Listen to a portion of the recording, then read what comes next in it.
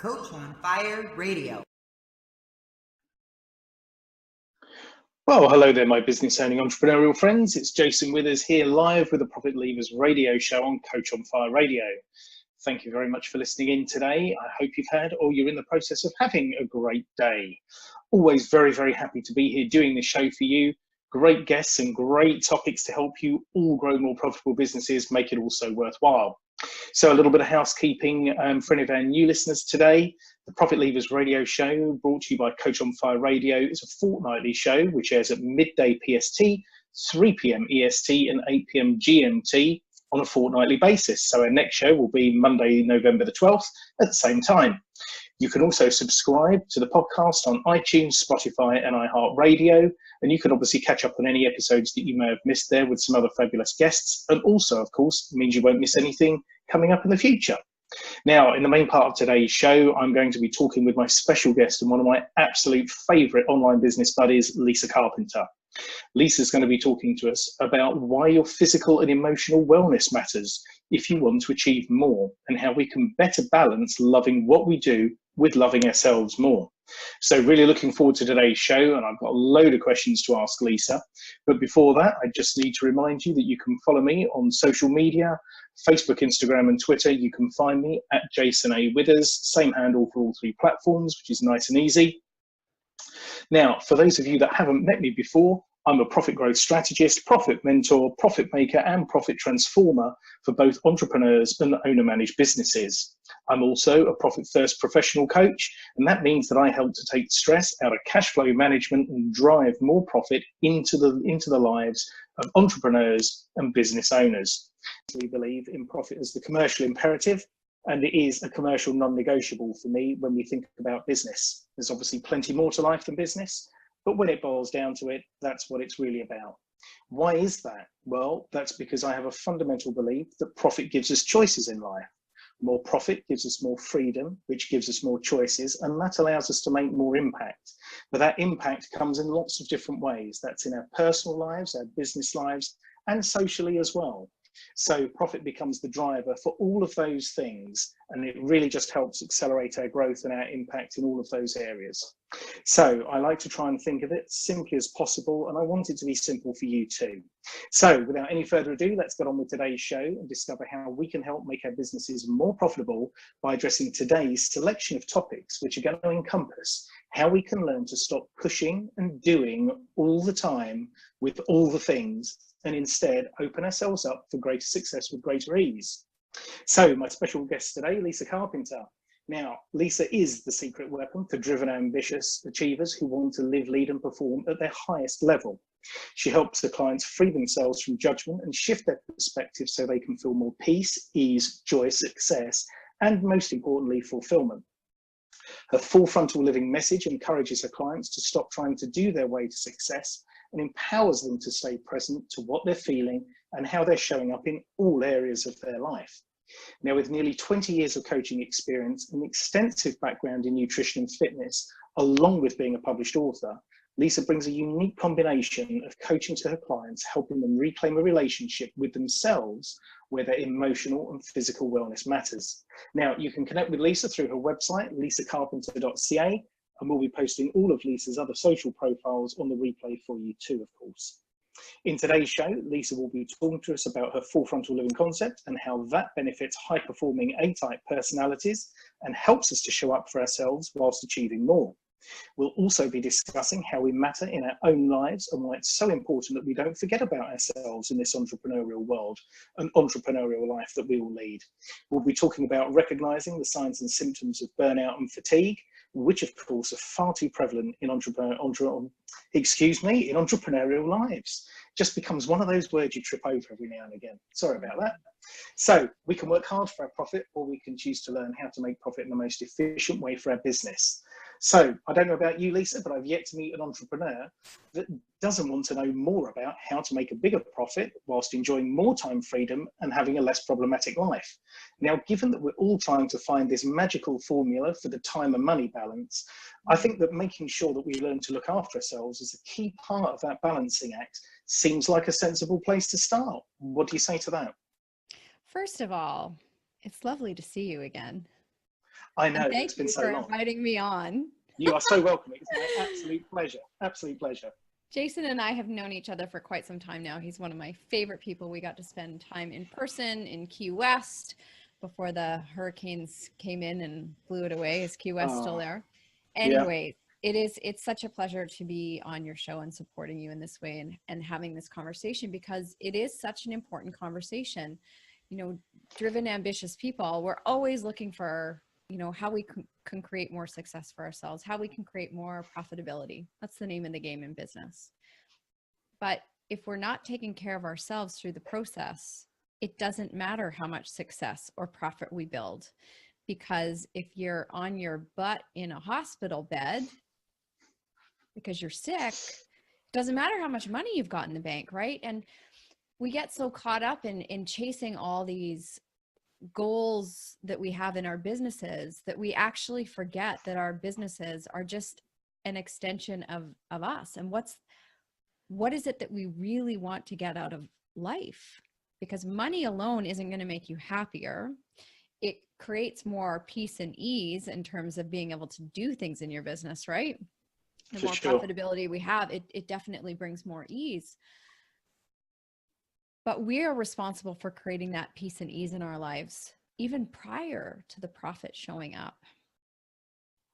Absolutely. This is one of the interesting things, actually, and the fact that you reference it back to being human and needing all these other things. It's not only about business, it is a facet of our lives for sure. I think about how we actually first connected prior to Key West, and that was over the subject of music. And it was, quite frankly, I hadn't been online that long. I was very new to Facebook still at that group, and was just basically testing the water, quite frankly, in terms of actually joining in with conversations in groups and sort of almost just trying to see what happened as a result of that. And you posted something about music, and I can't remember the exact context, but basically it amounted to me telling you about 3 songs that meant something to me in my late teenage years and my latter school years. And from there we end up with this sort of rumbling conversation about 80s music and all these other things that we share in the background as human beings. And actually the business thing came relatively much later. That's right. As that connection builds and we start to build connections with people. I do feel it's an amazingly powerful medium that we have here. But there are so many distractions from time to time as well that can steer us off the path. So many things that can deflect us from our own path as well. So before we get into the real rub of tonight's topics, I'd just like to ask you a personal question, if I may. How did you transition into the online arena? What were the things that made you see that as being the way forward for you in your life, in your business? What were the catalysts for you? What would other people take as inspiration from your story, do you think? That's such a great question. I leapt into the online world not really knowing what I was getting myself into. Naivety goes a long way, right? There's a long way, yeah, absolutely. Leap and then figure it out. And then I was so deep and I was like, oh my God, what have I done? I had been a personal fitness coach with my own bricks and mortar studio for years. I had a 4,200 square foot studio, so I had a large space. Sizable. And I had slowly started moving into coaching around nutrition. I'd built out programs and I had been teaching them in my studio, but I knew I wanted to capture a bigger audience. So I thought, well, I'm going to move my business online. And to be quite honest, I'd gotten tired of the time constraints around having a bricks and mortar, right? So I was seeing my personal training clients, I was teaching my courses, and I knew I wanted to phase out of the personal training. I knew I wanted to lower my overhead. So that was really like, those were the kind of the catalysts that brought me home. And I had a young son, so I wanted to be around more for him, not because I wanted to be the one taking care of him all the time. I wasn't trying to juggle my business with my family. We actually brought in help to support us with that because I like to work full time, but it's lovely to be at home with your kids. Sure. Like there's a big totally understand there. that. Right. Totally understand that with my own life. Yeah. Right. your kids want you to be around. They don't want you to actually talk to them a lot of the times. I've got older teenagers too. Yeah, But tell me they just about want to that. know that you're here. So I knew that that was a big deal. You know, my youngest son has always had his mom and dad around in the morning to take him to school, to pick him up. We're always here in the afternoon. He's never had to go to, you know, daycare or anything like that. So I'm very grateful for that. So that's really why I moved my business online. Now, you know, it's what happened after I moved it online where things kind of, you know, all hell broke loose, so to speak, because I didn't understand that when I moved my business online, even though I'd been running my program successfully offline, in essence, I was starting a brand new business. Yeah. Yeah. Right. So, and that came with a whole bunch of learning curves, a lot of money spent, a lot of, oh, I need this. Oh, I need this shiny thing. Oh, I need this opt-in. I need to hire you. I all of a sudden got caught in, you know, perfectionism, wanting my course to look a certain way. And I really didn't understand that when I say I moved my business online, it was like starting a new business. Here I had this proven course, but I moved it online and I was like, where are the people? What do you mean people don't just show up and buy? What do you mean I have to grow an audience and people don't know who I am? No. Yeah. Right? It was because when I was running my business offline, it was never complicated to me. Like, you know, belly to belly with people and referrals come in. Yeah. And so it sounded like, you know, the dream was that online business was going to be easier, but it actually wasn't. And I'm kind of coming out of, I think it's been about 5 years now, and I'm starting to kind of come out of all the chaos, all the learning, and really get in my lane for what, you know, for what I'm doing. So there's been a lot of up, downs, and sideways along the way. See, this is interesting. You've introduced two words there, simplicity and perfectionism. Right. And I think that there has been, I think a lot of people start out, and it probably won't be too long before we start seeing the posts online about what's your word for 2019 and so on, which is a very regular annual theme that we see. What we don't tend to see so much of are the words where people reflect on what the year has actually been like. And one of the things that I would say I feel has been going on a lot this year in particular, and has certainly become a lot more visible, is how people have, I think quite consciously, been trying to make things much more simple. And there are some very big gestures of that, with some very large, very well-known Facebook groups being closed down, restarted in different ways. And I think that there has been a general almost sort of like pulling back that people have, and I think, yes, maybe the people who have been around to grow large audiences up to this point have realized it has actually just got too complex. There are too many moving parts. Right. There is too much going on. There are too many different ways in which they're trying to serve people and continually come up with new things to keep that audience engaged. And I actually think that simplicity is one of the words that I would use to reflect back on 2018 in terms of what has been going on online. And I think it's become, I totally hear what you say. And I know that certainly if I rolled the clock back to when we met in Key West, I was very much in that phase of seeing an awful lot of things going on, thinking that you needed one of these, two of those, three of those, this thing, that thing, another thing. And trying to run a local coaching business face-to-face, working on site with clients whilst trying to transition into that online arena as well, just as you've expressed, is far from easy. And it definitely sounds far easier than it actually is. And I think it's one of the ways in which people have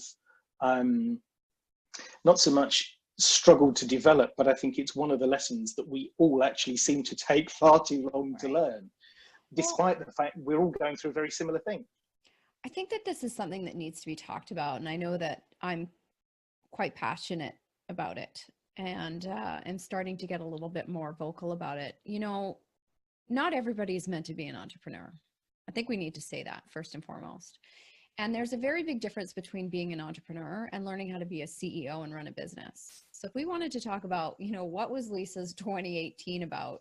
It was kind of like pouring gasoline on things and then tossing a match and watching it all burn and saying, okay, what do I really want here? And am I doing what I really want to do? Or am I doing what I've been told by online marketers that I should be doing in order to have a business?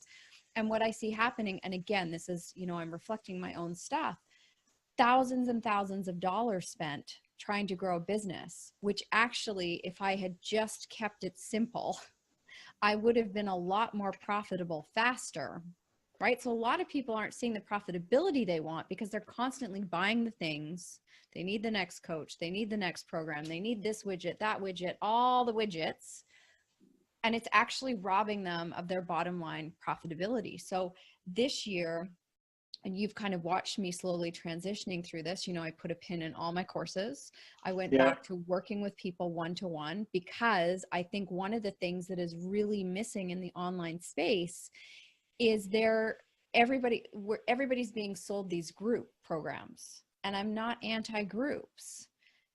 And we need to get belly to belly with people again. We need to have those deeper conversations. And I got tired of the messaging as well that the only way to create profitable businesses was by learning how to leverage by, you know, growing a course. That's not true.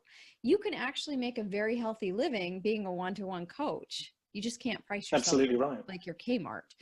Right. So that's a whole other conversation around where your money mindset is. But I think so many people are being sold this online dream, grow your online business, you'll make millions of dollars, not understanding that real businesses take time. Real businesses don't see 400% growth in 1 year, right? Like if you get 1 or 2% growth in revenue every year, and you would probably speak to these numbers better than me, that would be considered like a huge win. Yet online, it's like you can grow your business from zero to make a 6-figure launch in 60 days. Meanwhile, it cost you 6 figures to do the 6-figure launch. So there's a lot of stuff online that I don't agree with. And I think that the bubble is starting to burst around that because, you know, the true entrepreneurs, those of us who are here that are really committed to growing real businesses that are sustainable over the long term through the economic, you know, highs and lows, because they're all going to be happening. Those of us who are really committed to growing those type of businesses are going to be around for the long term, but it does require, you know, and I know that I had to do a lot of learning around, okay, what does it look like to be a CEO? What does it look like to really take responsibility for my money, for my profits? How much money do I actually need to make? Where am I leaking out money? And I'm still learning. It's still a learning process. However, I'm committed to it.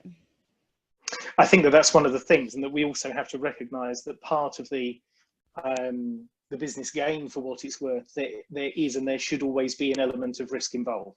Mm-hmm. We will look to play that risk down and cover it off as much as we possibly can. But inevitably in all businesses, at some point in time, people are going to make decisions where they are going to move into the unknown. You can't control absolutely everything all the time. Apart from anything else that would make it incredibly dull. But one of the things that I would just like to mention here before I forget to, actually, one of the things that I've always enjoyed about listening to you and how you've just been speaking then, actually, is the way that you challenge a lot of these, I don't know really what the right word is, the norms, the myths, the parables, if you like, that goes through the online space. And one of the ones that always stands out for me is that you came up with was, who said a webinar had to be an hour long? And It's just one of those things that has stuck in my mind ever since, that I'm sure there's an enormous amount of research that people have done that said, here's the formula and it's 80 slides long and it breaks down like this time-wise. And then all of a sudden, one day you popped up with a post, or I saw you do a live or something and said, yeah, but who said that it has to be an hour long? If you want to make it 40 minutes long, make it 40 minutes long. Just go and do it. It's your thing. You can do whatever you want. You don't have to do that thing. And I think that's been one of the things that I always found incredibly engaging about you, is how you have not been frightened to call those things out along the way. You have very much trodden your own path. You've lived and learned and shared your own lessons along the way. And I think that there is tremendous value in that. As you say, yes, it's not to say that group programs are wrong, one-to-one work is wrong, digital courses are wrong.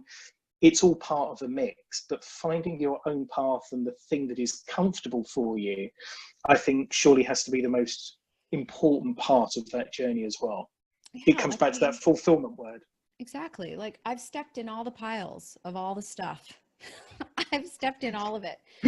And I really try and share those stories because for, there's always those outliers that have those amazing successes.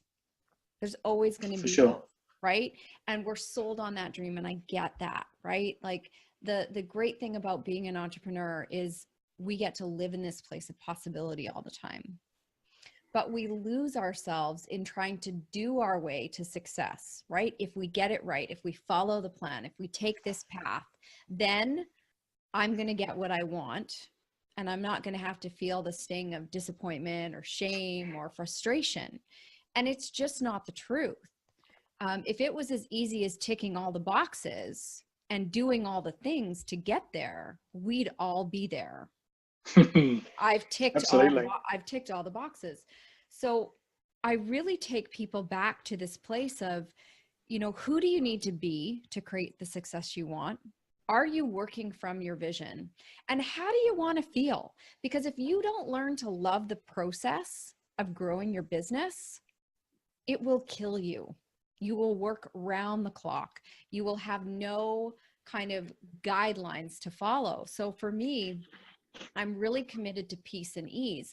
That doesn't mean that I don't work hard. Doesn't mean that I don't show up, but I can do hard things with ease. I cannot be a jerk to myself through the process of growing my business, right? I can be kind to myself. I can say, you know what, today, the best strategy that I can put to place in my business is to take a nap because I'm exhausted. And if I show up exhausted, am I really bringing that energy to the table that I want to share with my clients? So this is what self-care is. It's not about going and getting another pedicure or a massage. It can be that, but it's about fundamentally saying, how do I need to take care of myself in my business so I can stay aligned with how I want to feel as I grow my business? Instead of saying, well, when I achieve success, which you'll never achieve because we keep raising the bars, high achievers, then I'll let myself rest. Then I'll take care of myself. One of my mentors by the name of Jim Fortin, he runs an online group program. It's a transformational program, and I'm one of his coaches inside that program, which has been just such an honor and a pleasure for me to be in there supporting his work because it's very much my work. And what I've loved watching is so many of the members came into that group thinking that they needed to do certain things to grow their business, to create the success they wanted. And so many of them have realized, holy crap, the number one thing that I need to take care of to grow my business is my health and well-being, my physical and emotional health, right? Because they've been burning themselves out trying to get there, trying to follow this guru's plan and that person's thing and this webinar. So we just need to take a deep breath. We need to really get clear on what that vision is and how we want to feel on the way towards that vision. We literally have to work from being the person who's already accomplished everything. Would that person be stressed out, strung out, freaking out about money, not being able to make decisions? Would the person in your vision trust themselves? So how would you operate differently if you were coming at your business from that place?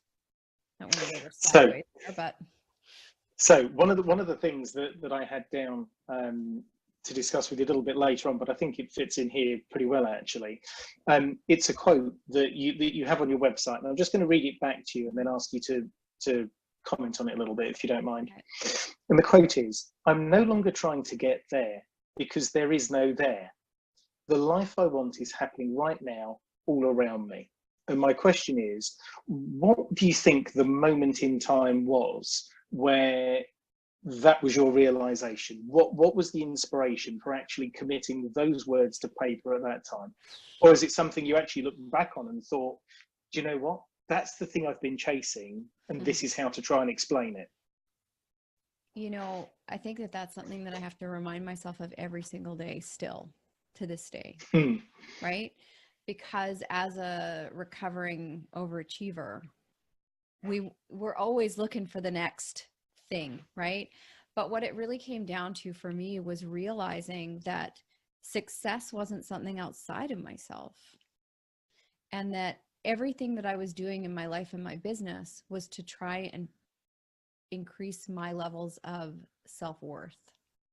right? When I achieve this, when I get there, then I'll feel worthy, then I'll feel good enough. And it was the realization that that was never coming.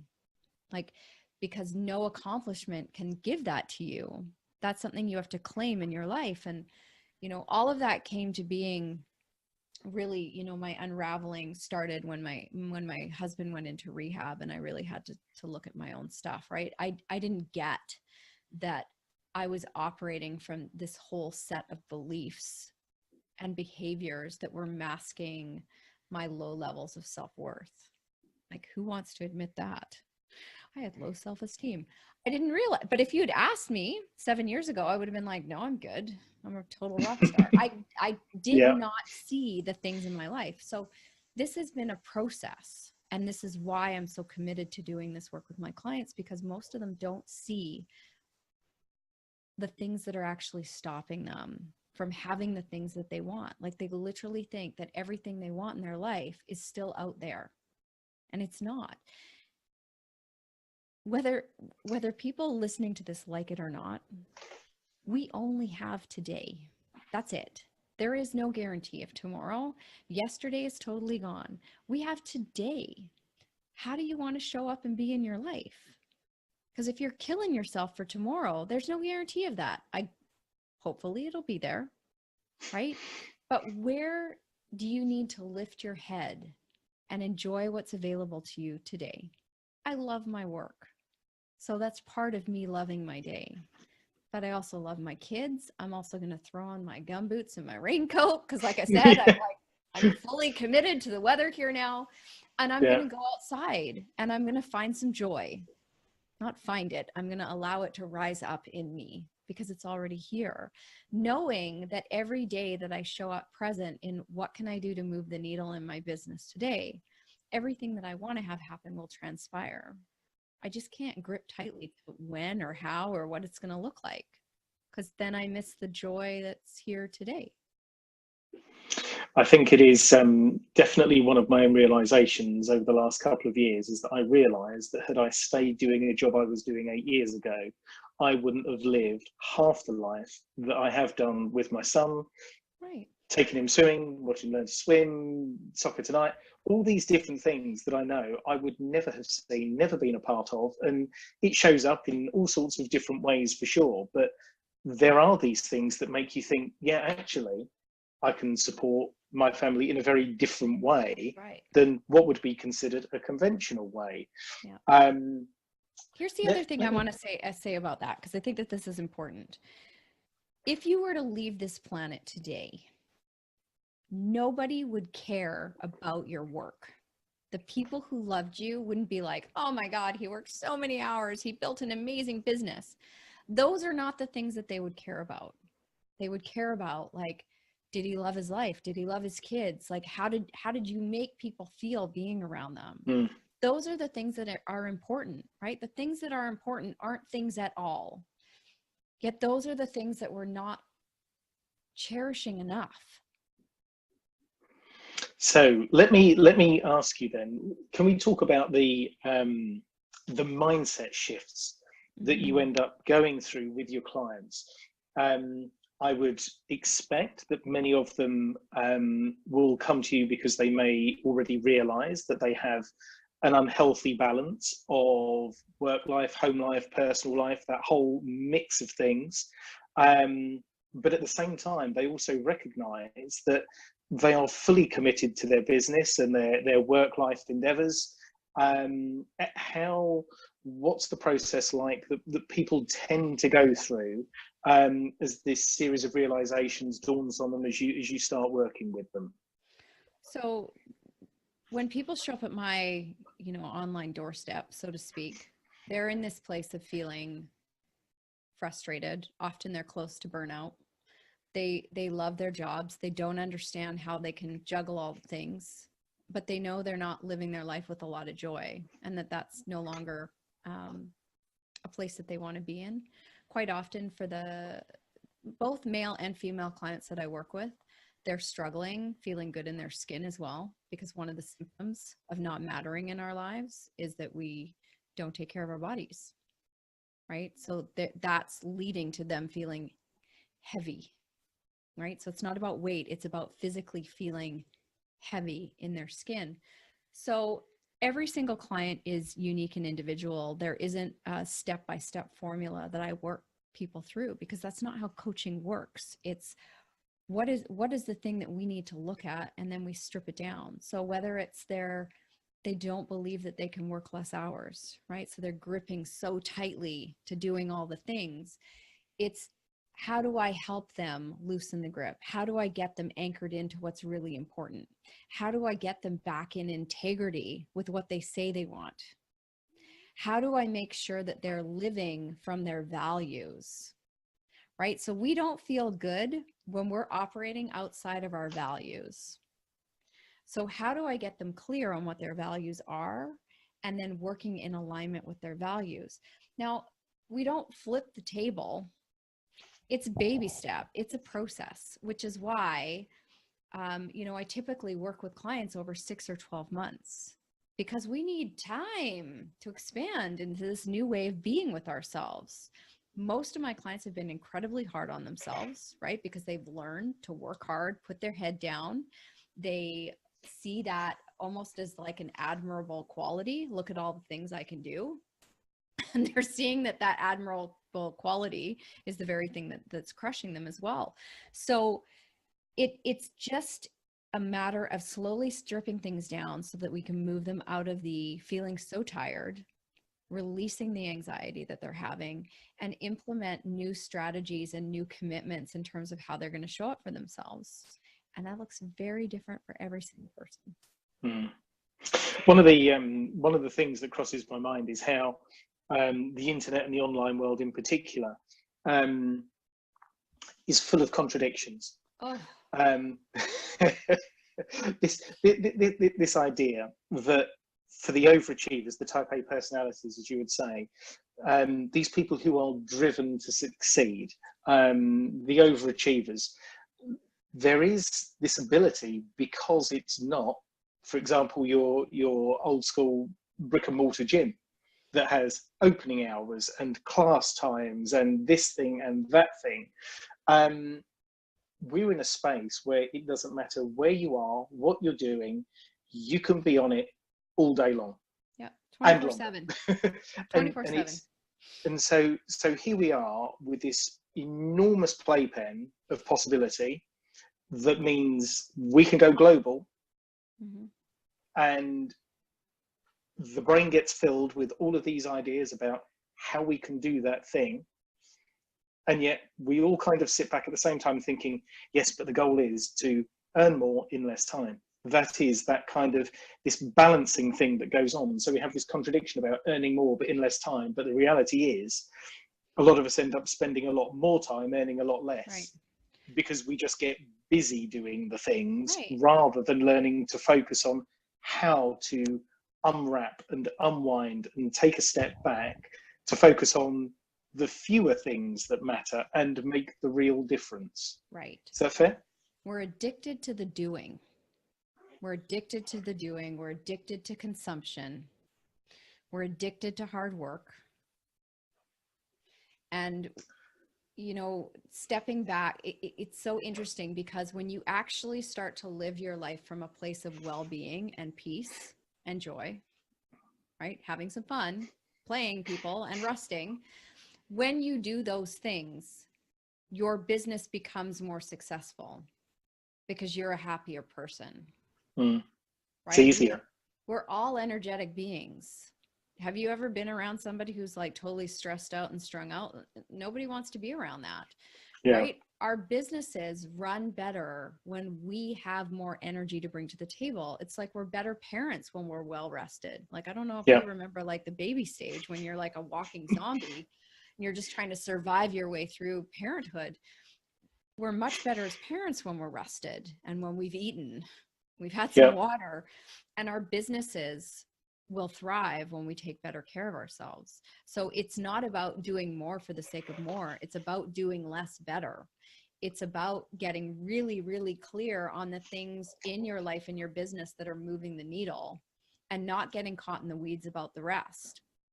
And it's also having the courage to set boundaries, right? Like you have to understand these, mobile devices that now let us be plugged in all the time, they literally light our brains up the same way that, a cocaine addict gets lit up every time we check social media.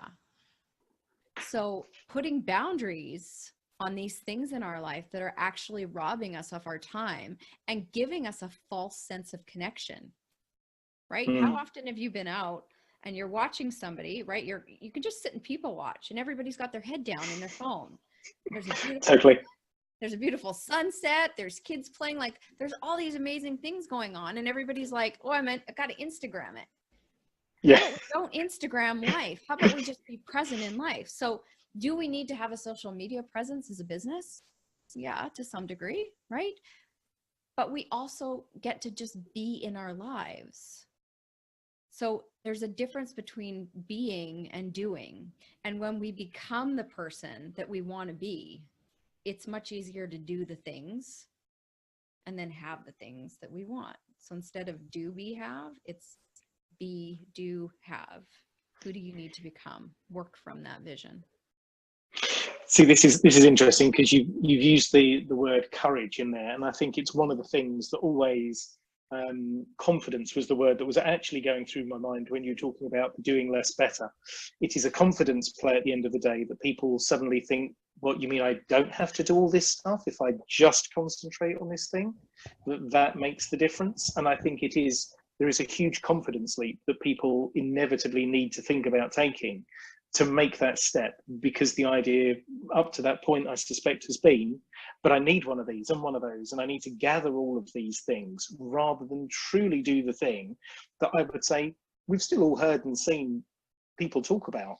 Niche down, get specific, get to know your client, focus. And yet we spend all the time still trying to broaden the boundaries out rather than bring the boundaries in.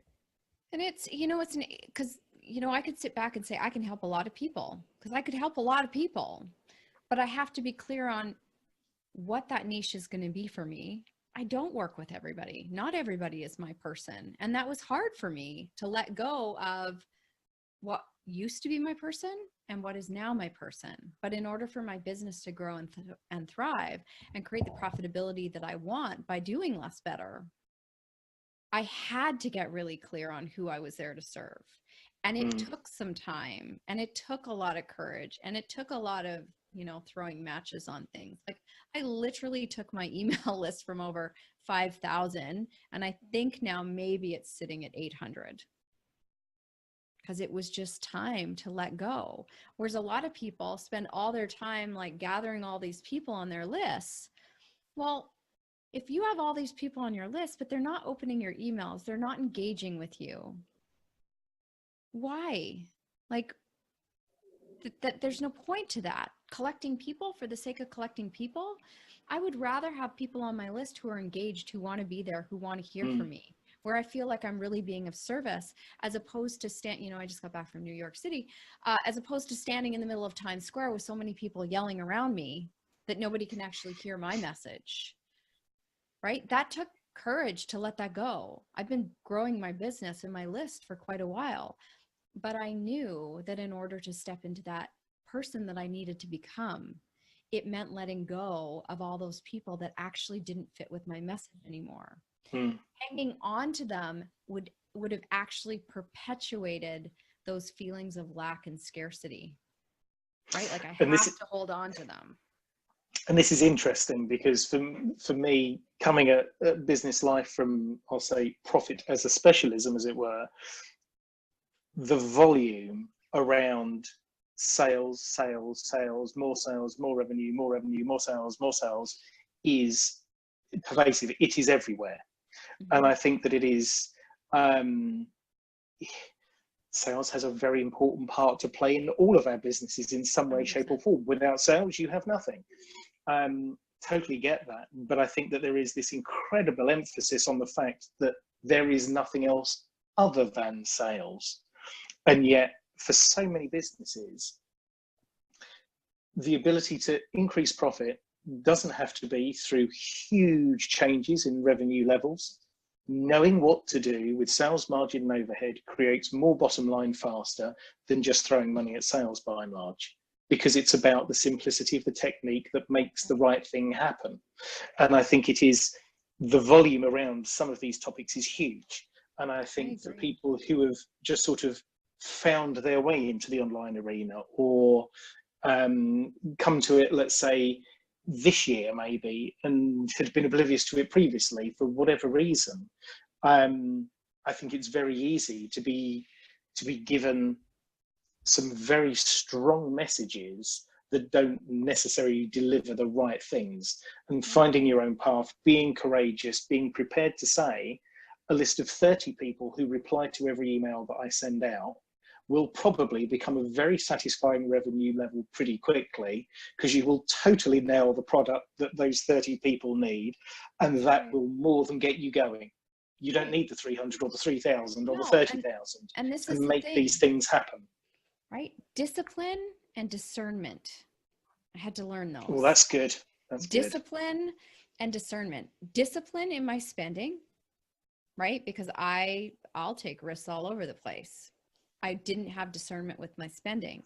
So my business has been generating a lot of revenue for quite some time. Why was my profit so low for so long? Because I didn't have discipline in my spending, and I wasn't being discerning. So now there's discipline and discernment.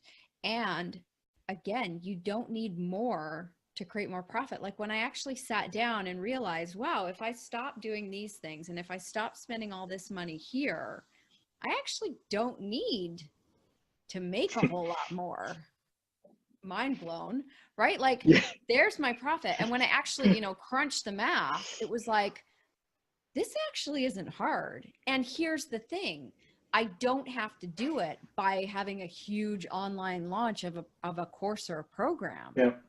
Right? Like, I don't have to work with that many people to create a really healthy financial business, a healthy, profitable business, and love what I do, which is the number one thing that's most important to me. I want to love what I do. So, and right? They're the things, though, aren't they? And as you say, it is almost that sort of virtuous circle idea, that if you can truly do the thing that you love doing, and I think about this a lot in terms of how I look back on younger life. So sport was a big thing in my life, music, I love. Those moments where you think, oh, you mean you got so good at playing a guitar that you were able to go and do that for your life, and you played around the world, all those sorts of things that go with that. They are, that to me is almost like that holy grail example of something that would say, what is not to like about that? And the answer is getting on and off planes and hotel rooms and endless travel and schedules, I'm sure, is not that pleasant. But the fulfillment that people get out of moving a large number of people through the power of music must be awesome. Right. And it's those sorts of things that translating that into, can we find what that thing is in our business that helps us feel like that for those people, right, in a parallel existence. Right. And it's, at the end of the day, I think what I see people forgetting in the online space is that these are human beings. Whether you're touching 10,000 or one, that's a person. That is a person. And if you turn people into a revenue, right? You like literally you're seeing little dollar signs over them. Nothing good is going to happen from that, right? Like, we're dealing with people. So you can run your business however you choose to, whether you want to run online courses or not. But if you're chasing the money, I don't think you ever really create that success or fulfillment for yourself. And I'm not even 100% positive that a lot of these people are profitable. Yeah, I have to say, I would tend to agree. I think that there is, it actually does come back in a large part to people not understanding how simple some things around the financial piece can be. And it's, it is a world, it's not a subject that people tend to go looking for quite often, because the marketing and the sales thing is far more fun to engage with. But the principles that surround it are very simple. And once you've got them nailed, you can go and do anything. Apply them to any business you like. It's how it gets done. And yet we spend all this time thinking, well, I need to do more of this, I need to do more of that, and I need to do some more of this. And you said it yourself. You go through the list of the things that actually make an impact, and you suddenly go, no, don't need that, don't need that, don't know why I'm doing that. All of a sudden, you've transformed your bottom line very simply by being prepared to just take a step back and take a look at it. I think there's another level too that we need to look at. And again, this comes from my own experience, but I've talked to other people that have also had the same experience. Like, I hated numbers.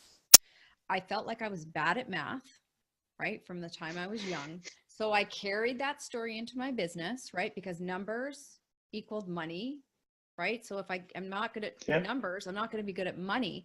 So I had all these stories about money, about receiving money, about spending. I literally would repel money because I had this. If you don't believe you're good at numbers or money, how are you ever going to welcome in and trust yourself with profit? You won't.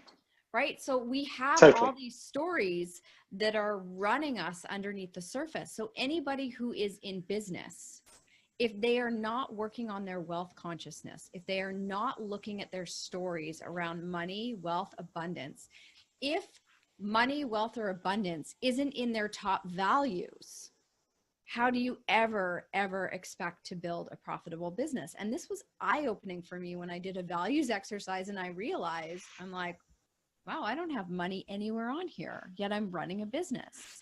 So it forced me to step back and say, well, what are my stories around money that I'm not even valuing it in my top 10, yet we need it like food to live our lives. So if more entrepreneurs would do your thing, go out there, sell your stuff, but give as much attention to your personal growth around your relationship with money, around understanding how you're going to work with it. Like when I hired my local bookkeeper here, I sat him down on the couch, poor guy. And I just said to him, look, I need you to help me because I don't understand all of these things. And I'm carrying a lot of shame over being in business for as many years as I have been. And I'm still sorting my receipts in shoe boxes. And this is no longer, I'm no longer willing to tolerate this. So he's been so amazing at holding my hand while I've grown into learning how to navigate my money.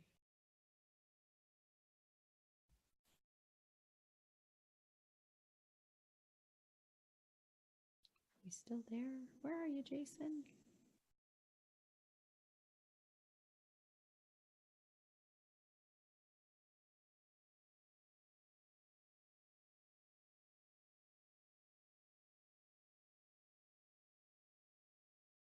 Hello?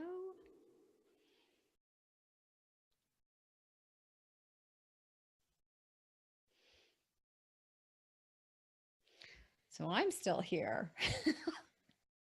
So we'll wait for Jason to come back because I think he is frozen, which sometimes happens when you're on the online space. So as I was saying, entrepreneurs, it's really, really important that you explore the relationship that you're having with money.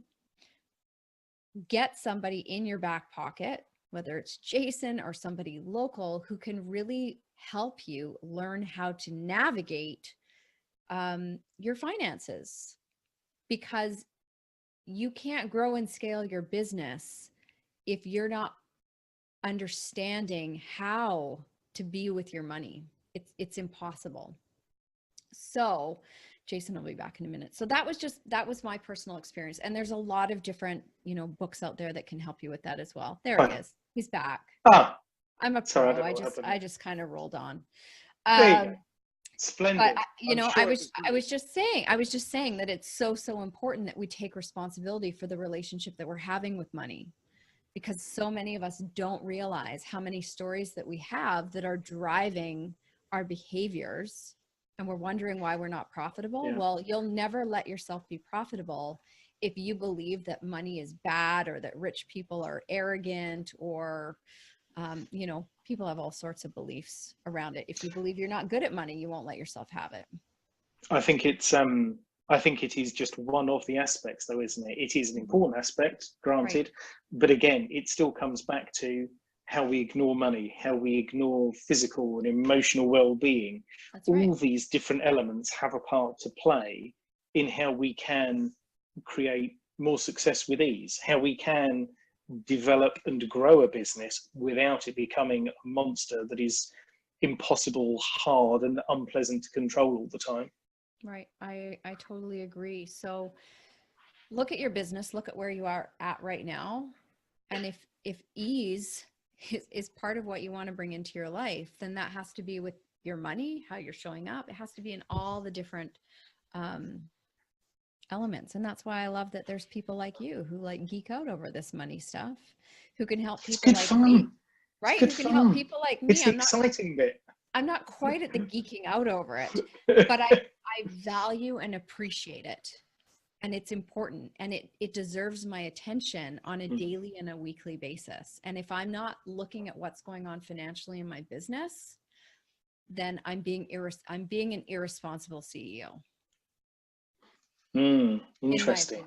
In my opinion. I think it's one of the interesting aspects for me, or my take on that is, I see the number of people who think it's very easy to write on your Facebook page, CEO of whatever they think they're CEO of, but by the same token, clearly ignore any of the fundamental pillars of business, be that finance, sales, marketing, people, all of those things. It's not an optional thing. They are all involved. They are all there in the mix. And being a CEO means you have to recognize that they all exist and work out how you deal with the bits that you don't like, that aren't your zone of genius, that you don't feel you play well with. You have to work out as a CEO what you're going to do about that, and then do something about it, of course. You don't have to be a master at everything. No. Right? Not like at all. I'm never going to be my own bookkeeper. I'm never going to file my own taxes.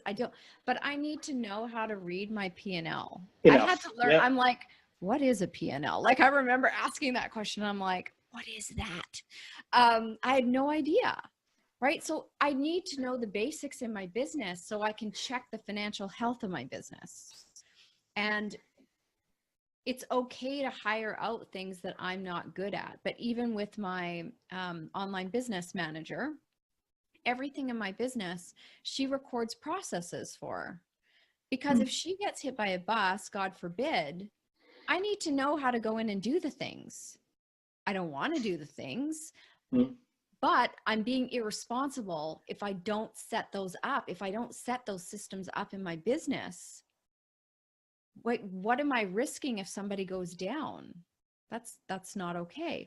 So this is what it means to run a business that's meant to be here for the long term. It's just a different level of responsibility.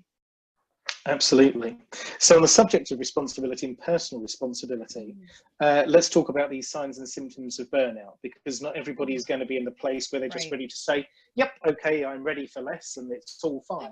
A lot of people are going to be at the I'm like way beyond, and how do we recognize it? And I will say, prepare ourselves to accept that that is where we are at a point in time, and consequently then the steps that we take to start dealing with it.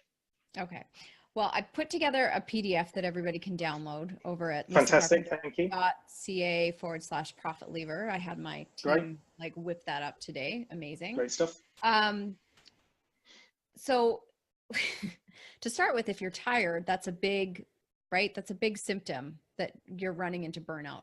But the way it usually presents is that you're tired, but you're wired. So come like 8 o'clock in the evening, you're like, I could totally write another newsletter, build another funnel, fold the laundry, run a few laps. So we get that second wind in the afternoon. And a lot of people think that this is a great thing, but it's not. It's actually your hormone levels completely out of whack, right? That wired in the evening is your cortisol spiking. Your cortisol is your get up and go. We need that high in the morning, not high in the evening. So, which brings me to the next one. If the alarm goes off in the morning and you've had your, I'm not even going to say full 8 hours because you're probably not sleeping well. You're probably having, you don't get into a deep sleep. But if you roll over a bed in the morning and you feel like, you've been hit by a semi truck and you could sleep all day, that's a big symptom too. The other things we see are hair loss, and inability to recover. So you're working out, you might be trying to lose weight, but it doesn't matter how much you do, you keep doing more and nothing's happening. And, or you're not recovering after your workout. So you're finding like days later, you're achy. You'll also notice that, somebody sneezes on you and the next thing you know, you got the flu. Like you're constantly battling some sort of illness. And it's because your immune system is depressed. Like your body is just literally like, I'm done. So a lot of my clients get angry at their bodies, feeling like their bodies have let them down. When the truth is, we're letting our bodies down. Our bodies are like Ferraris or whatever your most favorite luxury car is, but we're treating them like... I'll just try a convertible BMW in Key West. Right. How does that play? That's still coming. Loud music going, yes. With the loud music. So, but most of us are treating our bodies like broken down Chevettes, right? That haven't seen a car wash and have been taken off-roading. So we're letting down our bodies by not tuning in and listening. Okay. Our bodies have been we're running at such high levels of stress, but because we're high achievers, it's normal for us, but it's not normal for us. It's not normal. Like the levels that I was running at, I thought were normal. They weren't normal. Anyways, the other things that you can look for are sweet or salty cravings that just, you could eat all the things. Often that's a symptom as well. So there's just a few. And like I said, you can grab that PDF over at lisacarpenter.ca/profit levers, and you can get the whole list and pay attention. Every time I do, Facebook Live on adrenal fatigue, I always get somebody who emails me back and said, I had no idea that was happening. Those are all my symptoms, and they go and get checked out. And it requires a change of lifestyle. It would, I went through adrenal fatigue. It was incredibly hard for me because I was the do all the things all the time and look good doing it. And I really had to slow down. And it was painful for me to slow down because I put so much value on the doing, right? That's where my worthiness was coming from. So I really encourage people to check that list, slow down, really tune into your life and ask yourself if you're really enjoying it, or are you just working yourself into the grave? Because that's no way to run your business, and it's no way to show up in life, in my opinion. Very true. Okay, my last serious question for you, because it is a big thing that crops up. Full frontal living. What is it? Where did it come from? What inspired it? Is it your combination of all the things from entrepreneurial survival, and this is where it is? Yeah. So full frontal living, it's kind of tongue in cheek, but it's basically our willingness to feel our feelings, be present to our lives, and not numb ourselves out. And when I say numb ourselves out, it can be numbing out with food, alcohol, drugs, work, exercise, like you name it, social media. We have all these ways that we numb out because we don't want to actually feel what we're feeling. There's a reason we're working ourselves to death. There's something we're trying to avoid. There's a reason we're killing ourselves in the gym. There's a reason why we're stuffing our face with Haagen-Dazs. The things that we can't be with will control us. So full frontal living is about being fully present in your life and experiencing it. So the highs, the lows, without running and hiding from it, right? So on the days where you're like, I call them face down, tears and tantrum moments, you're just like, you allow yourself to be present to what you're feeling and acknowledge it, knowing that it's going to pass. right? We have such a hard time being with our negative emotions, but those negative emotions actually tell us where we're out of alignment. So that's kind of what full frontal living was born from. And it kind of came about on a day I was seeing ladybugs everywhere. It was really weird. It was in the winter and all these ladybugs were popping up. And so, you know, because I'm always, the universe is talking to me, I should look this up and see what it means. When I looked up ladybugs and actually found out a little bit more about them, what I didn't know is that ladybugs are like these prickly looking, gnarly, armored things, bugs, and they transform fully open to all the elements. So unlike a caterpillar that goes inside a chrysalis and transforms, a ladybug literally transforms from this prickly beast into such a cute little ladybug, fully exposed to the elements. And that's really what my work is about, is helping my clients weather the elements regardless of what season they are in their life and their business, so they can actually be present to what's going on in their life, so they can be kind to themselves, so they can experience more joy. Because if we don't allow ourselves to experience the negative emotions, whether it's fear, frustration, anger, we don't actually allow ourselves to experience joy, happiness, fulfillment, right? If we're trying to live in the middle, this beige middle where we're numbing out all the time, we miss the range that our emotions are here to give us. And I know for, you know, doers and A-type personalities, feeling your feelings is like the last thing they want to do. But once you learn what that looks like for you and how much it's impacting you by not, you can't go back. So it's not about marinating and drowning in your feelings. Like, I don't want my clients sitting crying all day. I just want them to acknowledge what they're feeling so that we can shift it, so we can see where we need to make adjustments. And that, like so many things, I think it's these things come to us, but by the time they arrive and we're actually prepared to recognize what they are, we're sort of a bit too far the other side, really, and then it's harder to get it back, and it takes more work to get it back. But you then have to actually be bold enough to acknowledge you need to do the work to get it back. Right. So it's all part of that process. So actually living with it sooner and recognizing it and embracing it helps you get through the other side faster. Right. I believe everybody has their come to Jesus moment, whatever they want to call it. We are all going to have those moments in our lives where we're like, this is not working for me, right? So for me, it started with my hubby going to rehab. That was kind of a come to Jesus moment. I did not know that that was going on. For other people, it's burnout. I went through that too. I've had lots of moments. I've had lots of moments, right? But they were intentional parts of my journey, because this is what I'm here to do. Yeah. I'm here to share my stories. I'm here to lead other people to kind of, you know, this promised land where things are a little bit easier and we can enjoy our lives more. But I believe everybody has to get to that place of their suffering is so profound that they're like, I can't do this anymore. I'm going to lose my marriage. I'm going to lose my job. I hate myself. Don't like my life. Doesn't matter what it is.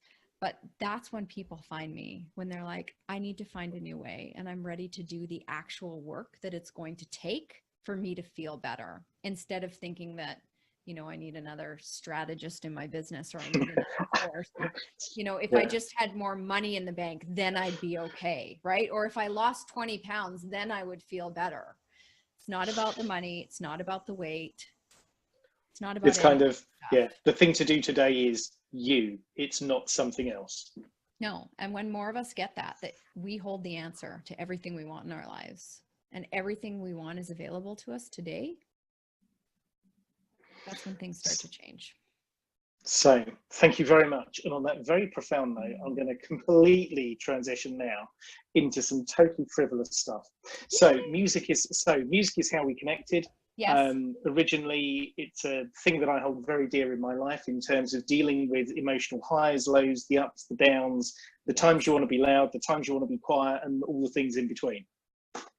So I have 3 questions for you, and I would like you to see if you can give me 3 pieces of music, please, as part of the show. And this is actually something that you opened up to me. I didn't know that you could do this until I suddenly found this thing on my Instagram or somewhere where you tagged me about a playlist that you've done. I'm thinking, how'd you do that? So I now have one attached to the show. So 3 songs and 3 very different types of songs here. A song that you would class as being your all-time favorite song of all time.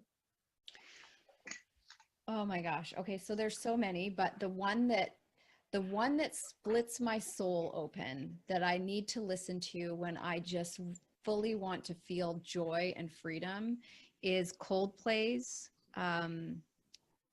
Viva la Vida. Yeah. Do you know what I'm talking? You know what I'm talking about, right? Yeah, that is kind of the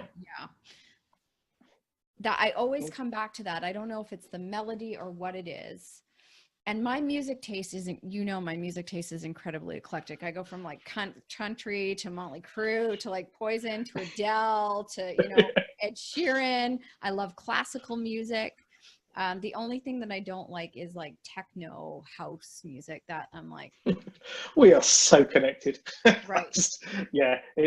All the things. No, not doing that. People that play instruments do music like that. Absolutely, 100%. Not to say there aren't talented people doing the other stuff, but it's just not for me. Okay, so on the back of that then, getting ready to go out, do a fun thing. What would you listen to when you were getting ready? Upbeat, good kind of, get you in the mood for a good night out, lunch out, weekend away, whatever. This would probably be something fluffy, like Taylor Swift-ish, like Shake It Off or Justin Timberlake. Although I really am liking Ed Sheeran right now. And, I can't knock on Britney Spears either. Right. I love that song, Can't Stop the Feeling by Justin Timberlake. It's from the Trolls soundtrack. Yep. That's such a fun, that is such a fun song. Okay. And when you come back from your night out, fun thing, whatever it was you were busy doing, what are you going to listen to chill out?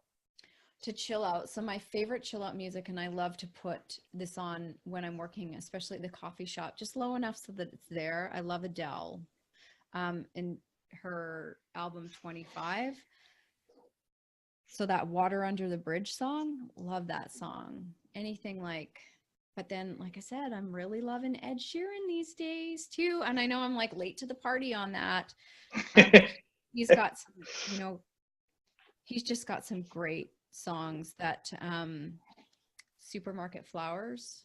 Have you heard that song? I haven't heard that. Okay. It's a tribute to his, mom who he lost. Can't even listen to it without crying. It's just it's just really beautiful. So all the music, Jason, all the music. And so this is such a great thing too, in terms of self-care, right? Because I'm a doer, you're a doer. It's so easy to be like, I'm going to listen to a podcast. I'm going to listen to this. And I have to remind myself, Lisa, just listen to some music and be present to music. Like, get in your car, turn on the music and go for a drive, right? And my car, that is sacred space for me for music, because you can't be on social media when you're in your car. Yeah. Right. So, you experienced my joy of my convertible BMW and Key Absolutely, West, top down, music on. that is my dream car. That is that set the vision for what I want in my life. And when people are like, well, why does this car mean so much to you? I'm like, it's what it represents for me. It's what that space holds for me. It's the collection of those things, isn't it? And I would say, yes, that to me is one of those roof down, beautiful weather. Yeah. Just all of those things, just driving and not in a city, somewhere where you can just feel like you can let go and turn the sound up a bit and just drive. Yeah. How I think that you and I could probably drive across Canada and never say a word to each other and never argue over any music. I was going to say, not talk to each other other than through the medium of, in my case, very, very poor, out of tune singing. So communicate by singing, I guess. But yeah, I think though that we probably would not run out of songs that we could enjoy together. No chance. So No that's chance. amazing. It's one of the reasons that I like asking the song questions, actually, because I think for all of the zone of genius stuff that we talk about, it's actually a very difficult question to answer for anybody that likes and is into music in any way, shape, or form, because Right. everybody has but I need that one. I could pick that one. What? I know. It's so difficult. But you know why we love music as well is because music actually makes us feel, and our feelings are tied to our thoughts, right? And our thoughts are created from being in our lives. So they bring us back to places. Like music brings us back to places, right? Like I can hear the music in the car in Key West. I can remember the places that I listened to Coldplay. Like music takes us back to things that we felt deeply, and music gives us permission to feel. This is Yeah. why we love it. Yet every other area of our lives, we're trying to hide from our emotions. It's amazing, isn't it? Because I mean, I suppose, yeah, it's as obvious as the day is long. But I think about the sort of music I listen to, when I listen to it, where I am, what I'm doing, whether I'm at home, whether I'm in the car, whether I'm stood at soccer practice. It's different things, and it is all to do with that emotional piece about how you feel, how you want to feel, the elevation, the quiet, all of those things. 100%. Definitely brings it all together. Right. Fantastic. So if you want to bring more ease into your business, create a playlist that sets the energy and emotion around that. It might be as simple as that, and that is a form of self-care for you. Great tip to round off with. There you and go. It's about music. What's not to like? Right. Lisa, thank you very much indeed for your time and expertise and willingness to share all of the entrepreneurial things with us tonight. So good to talk.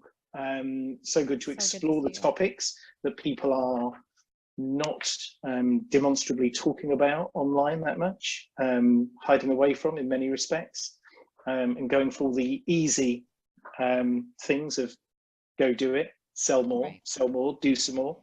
Yeah, you're never gonna have those type of conversations with me. We're always gonna go deep. No, thank goodness for that.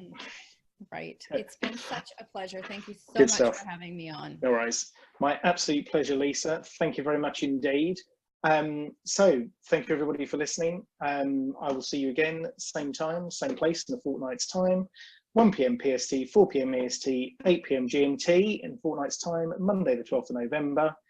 Enjoy the rest of your day, and I hope you have a wonderful week. Brilliant. Thank you very much. Don't worry about Coach on Fire Radio.